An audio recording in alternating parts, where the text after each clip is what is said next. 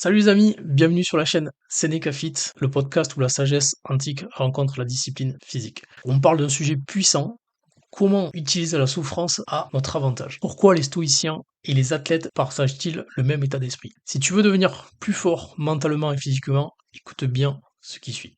Avant ça, je t'invite à liker, à t'abonner, voire même à partager ce contenu, cette chaîne, et je te remercie pour ton écoute. La souffrance est inévitable. On souffre plus dans l'imagination que dans la réalité. Dans la vie comme dans le fitness, comme dans l'entraînement physique, la souffrance est inévitable. Quand on s'entraîne, quand on fait de la musculation, quand on soulève des poids, quand on marche, quand on fait du cardio, nos muscles brûlent, notre souffle s'accélère, c'est douloureux, mais c'est cette douleur qui nous rend plus forts. Le stoïcien et l'athlète ont un point commun, ils acceptent la souffrance au lieu de la fuir. Un exemple très concret est quand on regarde par exemple les débutants en musculation, beaucoup abandonnent après quelques séances, après juste quelques semaines, car ils ne sont pas prêts à accepter une certaine douleur, une certaine discipline qu'il faut avoir, que ce soit pendant l'entraînement ou que ce soit autour des entraînements, dans leur organisation, dans le fait d'accepter qu'à un moment donné, cela va être dur. À partir du moment où l'on comprend que la douleur fait partie du processus et qu'elle nous permet de nous élever, de progresser, de nous rapprocher de nos objectifs personnels, de nos rêves, alors nous changeons notre regard, nous changeons notre mentalité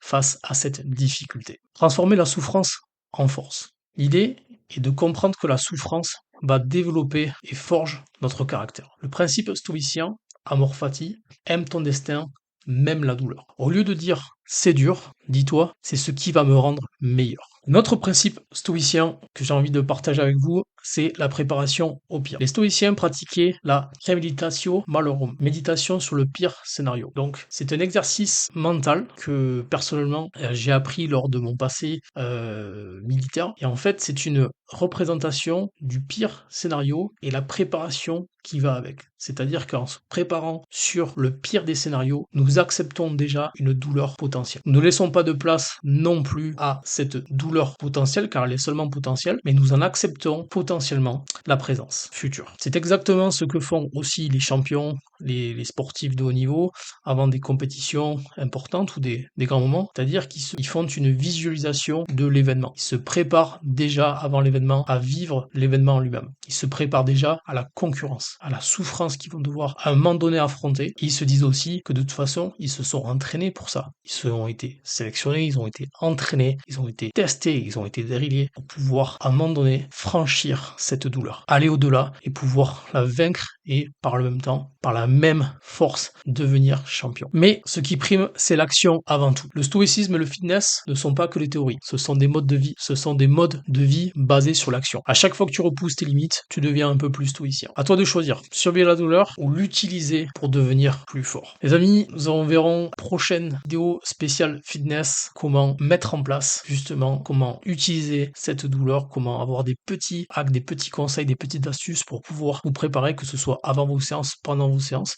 et de pouvoir devenir la meilleure version de vous-même, un stoïcien fort mentalement et physiquement. D'ici là, portez-vous bien, n'hésitez pas à liker, aimer cette vidéo et je vous dis à très vite sur la chaîne.